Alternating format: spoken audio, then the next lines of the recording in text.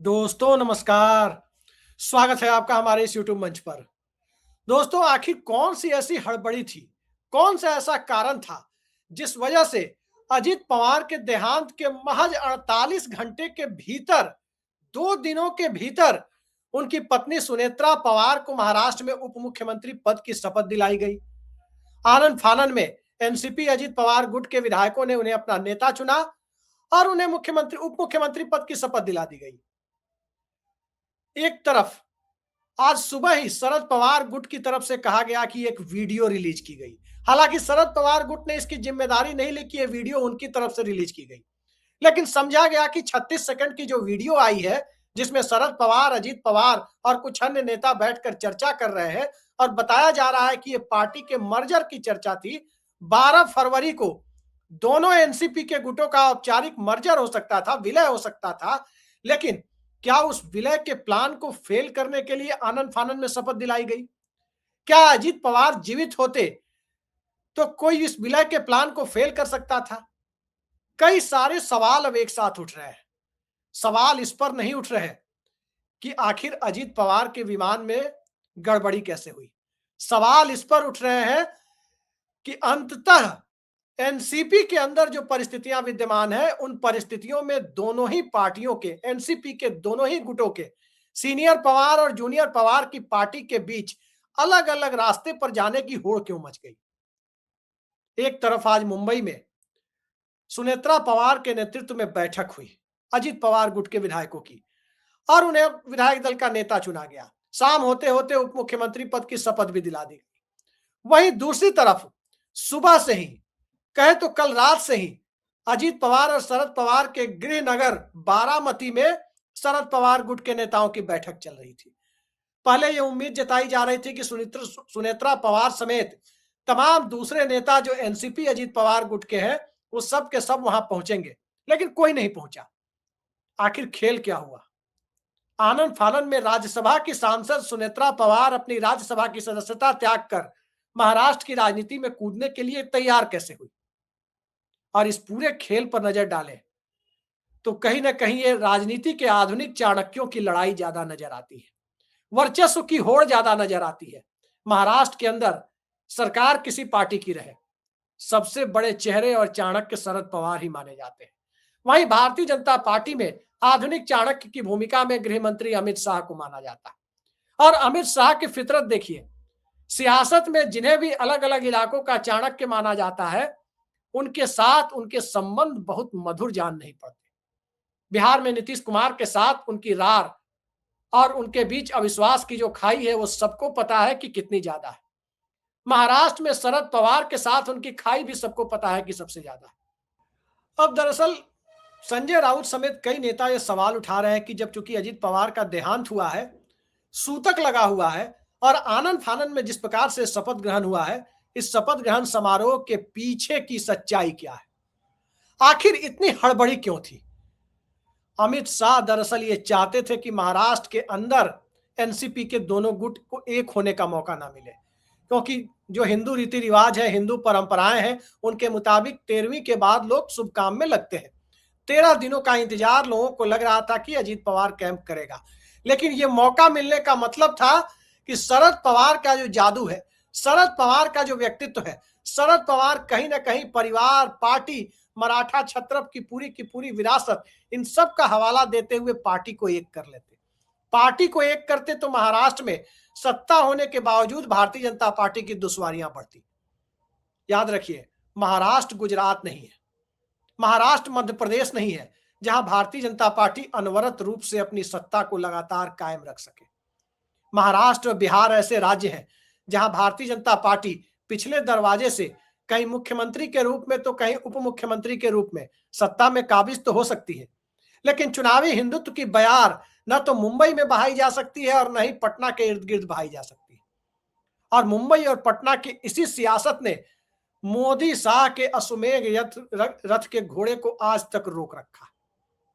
महाराष्ट्र की चर्चा पर ही फोकस करें तो महाराष्ट्र के अंदर जो परिस्थिति है, उसमें वहां की डेमोग्राफी पर आप नजर डालें तो 32% मराठा है, 12% के करीब मुसलमान है। तो ये 44-45% का जो वोट है, वो भारतीय जनता पार्टी के खिलाफ पारंपरिक रूप से रहा है। और अगर ये वोट एकजुट होकर के खड़ा रहा एक साथ, तो भारतीय जनता पार्टी कभी सरकार नहीं बना सकती। बीजेपी का वोटिंग परसेंटेज कभी भी 26, 27, 28% से ज्यादा नहीं होता। ऐसे में बीजेपी को महाराष्ट्र में सरकार बनाने के लिए विपक्ष के जो संगठित वोट बैंक है, उनमें सेंधमारी करके उसे एक जगह इकट्ठा होने से रोकना उसकी पहली प्राथमिकता है। तभी जाकर महाराष्ट्र की सियासत में उसकी दाल गलनी है।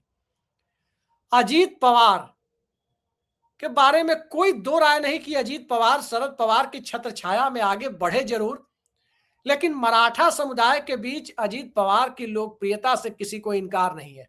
अजीत पवार बड़े नेता थे, ठीक है, शरद पवार के कद की बराबरी वो नहीं कर सके, लेकिन महाराष्ट्र के अंदर अजीत पवार की तूती बोलती थी। शरद पवार की छाया में ही वो आगे बढ़े, लेकिन शरद पवार के उत्तराधिकारी के तौर पर लोग अजीत पवार को भी देखते थे। लेकिन क्या अजीत पवार के देहांत के बाद अब ये परिस्थितियां हैं कि सुनेत्रा पवार में लोग उत्तराधिकारी देखें, सुनेत्रा पवार को मराठा समुदाय अपने चेहरे के तौर पर, अपने नेता के तौर पर देखे? स्वाभाविक है कि ऐसी परिस्थितियां नहीं है। अब महाराष्ट्र की राजनीति में मराठा समुदाय के सामने जो विकल्प है, उन विकल्पों के बीच में घूम फिरकर एक ही रास्ता दिखता है, और वो रास्ता है कि शरद पवार को नेता माने। शरद पवार 85 बसंत देख चुके हैं, और अभी की परिस्थिति में अगर एनसीपी एक हो जाती, अगर पवार परिवार एक हो जाता, अगर बारामती ग्रुप एक हो जाता, तो तय मानिए कि महाराष्ट्र के अंदर शरद पवार उत्तराधिकारी के तौर पर जिसके सर पे हाथ रख देते, वही मराठा समुदाय का सबसे बड़ा स्वीकार्य नेता होता। आज भारतीय जनता पार्टी ने अजीत पवार के सहारे ही सही, एकनाथ शिंदे के सहारे ही सही, एक हालात ऐसे जरूर बना दिए थे कि हर इलाके, हर तालुका में मराठा समुदाय के स्थानीय नेता बना दिए थे। लेकिन स्थानीय नेता बनाने के बावजूद शरद पवार की स्वीकार्यता में कोई कमी नहीं थी। थोड़ा सा विचलन वोट बैंक के आधार पर जरूर था, लेकिन अब की परिस्थितियों में जब सत्ता देवेंद्र फडणवीस के हाथ में है, महाराष्ट्र की सत्ता एक ब्राह्मण नेता के हाथ में पहुंची हुई है, उसके बाद मराठा समुदाय की एकता की गुंजाइश ज्यादा है, अब और ज्यादा बढ़ गई है। तो अमित शाह एंड कंपनी की पूरी कोशिश है कि अभी 3.5 पौने 4 साल जो विधानसभा चुनाव में बचे हुए हैं, लगभग 2 साल जो लोकसभा चुनाव में बचे हुए हैं, 3 साल, इन 3-3.5 सालों में सुनेत्रा पवार को महाराष्ट्र मराठा समुदाय के चेहरे के तौर पर उभारा जाए, मराठा समुदाय के एक स्वीकार्य नेता के तौर पर उभारा जाए, ताकि शरद पवार गुट को एक छत्र मराठा समुदाय की राजनीति करने का मौका नहीं मिल पाए। एक तरफ बीएमसी के चुनाव में दिखा दिया कि किस प्रकार से अभी भी ठाकरे परिवार का वर्चस्व बाला साहब ठाकरे के बाद भी बरकरार है। बाला साहब ठाकरे के बाद यदि वर्चस्व बरकरार है, तो तय मानिए कि पवार परिवार का वर्चस्व बरकरार रहने की भी पूरी गुंजाइश है। सवाल यही है कि जनता के बीच सुनेत्रा पवार कितनी स्वीकार्य होंगी, एक ये सवाल है। दूसरा बड़ा सवाल यह है कि भारतीय जनता पार्टी के लिए महाराष्ट्र इतना जरूरी क्यों है? महाराष्ट्र इसलिए जरूरी है क्योंकि देश की आर्थिक ताकत का बहुत बड़ा हिस्सा महाराष्ट्र से आता है। महाराष्ट्र इसलिए जरूरी है क्योंकि यूपी के बाद सबसे ज्यादा 48 लोकसभा सीटें महाराष्ट्र से आती है, और इसी महाराष्ट्र में भारतीय जनता पार्टी की सत्ता होने के बावजूद बीजेपी एक तरफा अपना होल्ड बनाने में अब तक कामयाब नहीं हुई है। लोकसभा चुनाव में 48 में से 30 लोकसभा सीटें इंडिया गठबंधन यानी महाविकास आघाड़ी ने जीती। ये अलग बात है कि विधानसभा चुनाव कैसे हुए, नहीं हुए, क्या वाकई वो एक स्पष्ट जनादेश था, कई लोगों को उस पर संदेह होता है, लेकिन हम मान लेते हैं कि स्पष्ट जनादेश था, जो भारतीय जनता पार्टी के नेतृत्व वाले महायुति यानी एनडीए के पक्ष में आया। तो लोकसभा चुनाव का नतीजा नरेंद्र मोदी अमित शाह की जोड़ी के विरोध में, गुजरात लॉबी के विरोध में, और विधानसभा चुनाव का नतीजा गुजरात लॉबी के कथित इशारे पर चलने वाली सरकार के पक्ष में। यह महाराष्ट्र और गुजरात और मध्य प्रदेश की स्थिति नहीं थी कि जहां लोकसभा और विधानसभा चुनाव के नतीजे एक ही पक्ष में जा रहे थे। तो ऐसी परिस्थिति में मराठा वोटर को एकजुट नहीं होने देना, यह एक पुरानी रणनीति का हिस्सा है। सवाल यह है कि कामयाबी कितनी मिलेगी। मुंबई में महानगर पालिका के चुनाव में, बीएमसी के चुनाव में साफ साफ दिख गया कि अगर इंडिया गठबंधन एक होकर चुनाव लड़ता तो वहां पर 140 से ज्यादा सीटें भी मिल सकती थी, 227 में 140 से ज्यादा।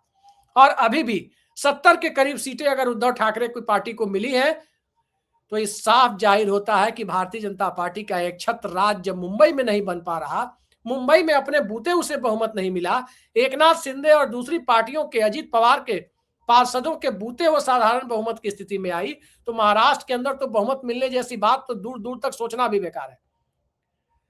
दूसरा प्रमुख कारण यह है कि अजीत पवार के साथ महाराष्ट्र के बहुत ताकतवर और जाने माने ओबीसी चेहरे हैं। सुनील तटकरे जो एकमात्र लोकसभा सांसद है वो ओबीसी समाज से हैं और अजीत पवार के बेहद भरोसेमंद माने जाते हैं। सुनील तटकरे को भी लगता था कि अगर वो जाएंगे शरद पवार के साथ तो कहीं ना कहीं उनका कद कम हो सकता है। दूसरी तरफ छगन भुजबल, कई सारे ईडी वगैरह के मुकदमे उनके ऊपर थे जो मुकदमे अब हटा लिए गए हैं और उसके बाद वो शरद पवार की छत्र छाया में जाना नहीं चाहते। उन्हें लगता है कि फिर कोई नया मुकदमा न खुल जाए। वहीं तीसरी तरफ आप देखें तो कुछ और चेहरे हैं जिसमें धनंजय मुंडे, वो भी बड़े ओबीसी चेहरे हैं। धनंजय मुंडे दरअसल पूर्व उप मुख्यमंत्री और भाजपा नेता गोपीनाथ मुंडे के भतीजे हैं। गोपीनाथ मुंडे का परिवार, उनकी दोनों बेटियां भारतीय जनता पार्टी में है, तो धनंजय मुंडे भारतीय जनता पार्टी से अलग एनसीपी में थे और अजीत पवार के विश्वस्त थे। उनकी राजनीति भी अजीत पवार के इर्द गिर्द है। उन्हें भी लगता है कि कई सारे दूसरे मसले खुल ना जाए, लिहाजा वो इनके साथ रहना चाहते हैं, सुनेत्रा पवार और सत्ता के साथ। और महाराष्ट्र जैसे राज्य में जहां पैसा पानी की तरह बहता है, इस देश के वेल्थ का बहुत बड़ा हिस्सा, आर्थिक तंत्र का बहुत बड़ा हिस्सा महाराष्ट्र से आना चाहता है। उस महाराष्ट्र से जब देश के दूसरे हिस्से के लोग मुंबई जाना चाहते हो, उस महाराष्ट्र की सियासत पे कोई विधायक भला विपक्ष में क्यों बैठना चाहेगा? ये एक अलग परिस्थिति थी।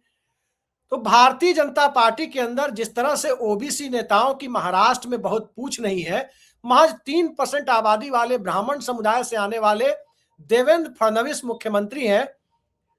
विदर्भ से आने वाले नेता भी हैं, वो मूल रूप से मराठवाड़ा या विदर्भ या कोंकण के इलाके के या मुंबई से नहीं आते हैं। तो उस परिस्थिति में ओबीसी नेताओं की जो एक बड़ी खेप है वो अजीत पवार के पास है। और महाराष्ट्र में भारतीय जनता पार्टी की चुनावी सफलता में जहां एक तरफ मराठा वोटर को बांट कर रखना और ओबीसी वोटर्स के ज्यादातर हिस्से को अपने साथ जोड़कर रखना, ये बीजेपी के लिए बेहद जरूरी है। तो ये करने के लिए भी उसे आनन फानन में अजीत पवार की पत्नी को उप मुख्यमंत्री बनाना मजबूरी बन गया था। और उस मजबूरी के बीच में पवार परिवार के बीच जो अविश्वास है, उस अविश्वास ने भी अपनी भूमिका निभाई है। और उस अविश्वास को यदि देखना हो, थोड़ा पृष्ठभूमि में जाकर के देखें, कुछ पुराने बयान भी हैं। मसलन एक बार पार्थ पवार जो अजीत पवार के बेटे हैं वो भी चुनाव हारे थे, उनके बारे में भी शरद पवार ने कहा था कि नासमझ है। अब चूंकि वो उनके दादाजी हैं, कुछ कह दिया वो अलग बात है, लेकिन पारिवारिक अविश्वास और झगड़े का माहौल सबसे ज्यादा तब देखने को मिला जब बारामती लोकसभा सीट पर एनडीए गठबंधन की तरफ से सुप्रिया सूले, शरद पवार की जो बेटी है, उनके खिलाफ चुनाव लड़ने के लिए अजीत पवार की पत्नी को उतारा गया।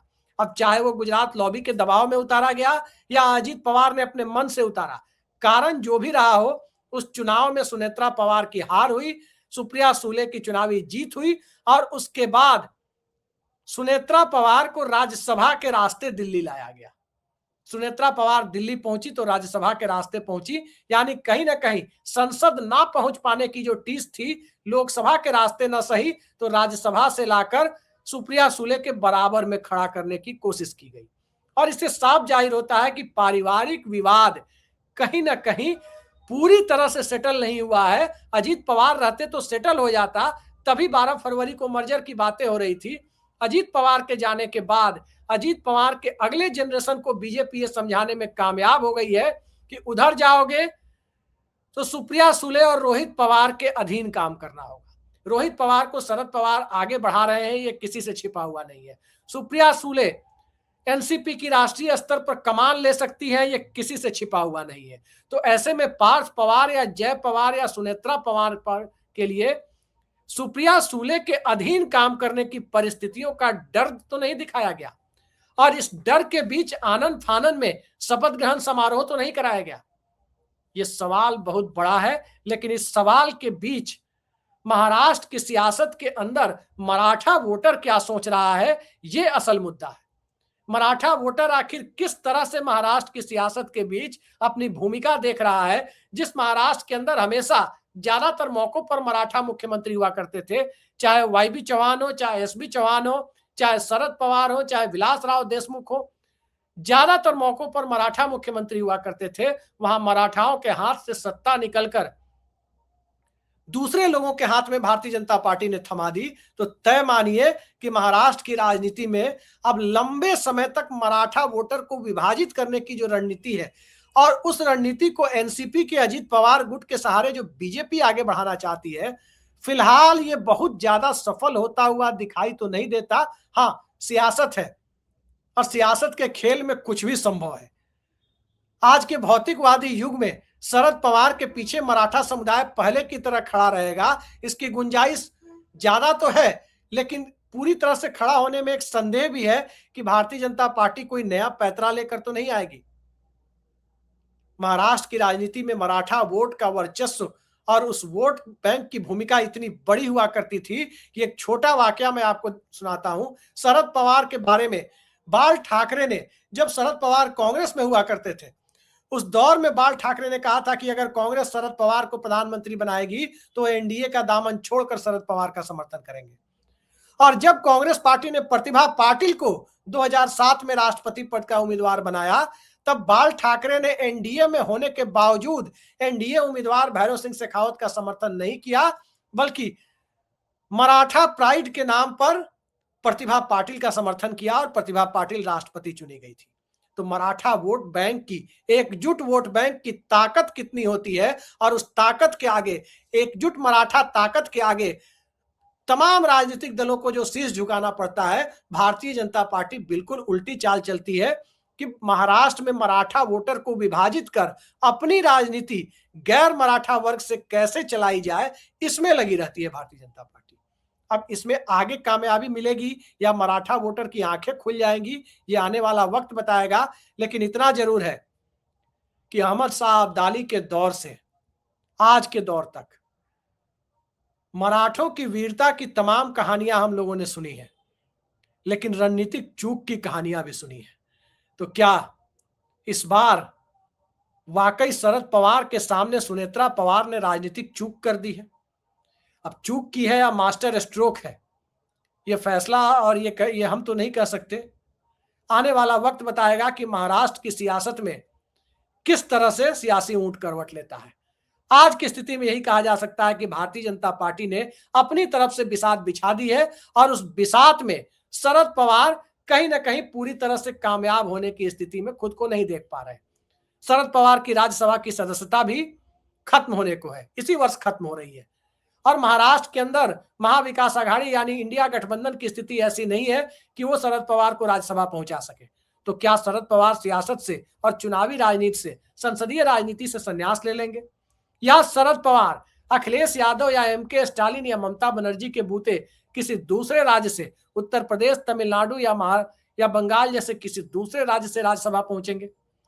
कई सारे सवाल हैं, लेकिन यह सवाल सबसे बड़ा है कि महाराष्ट्र के अंदर मराठा पॉलिटिक्स को डिवाइड करने की, उसे विभाजित करने की रणनीति में बीजेपी ने जो पहली चाल चली है, उस चाल में मराठा वोटर किस हद तक फंसते हैं या किस हद तक उससे बाहर निकलकर जवाब देने की जवाबी रणनीति के साथ काम करते हैं।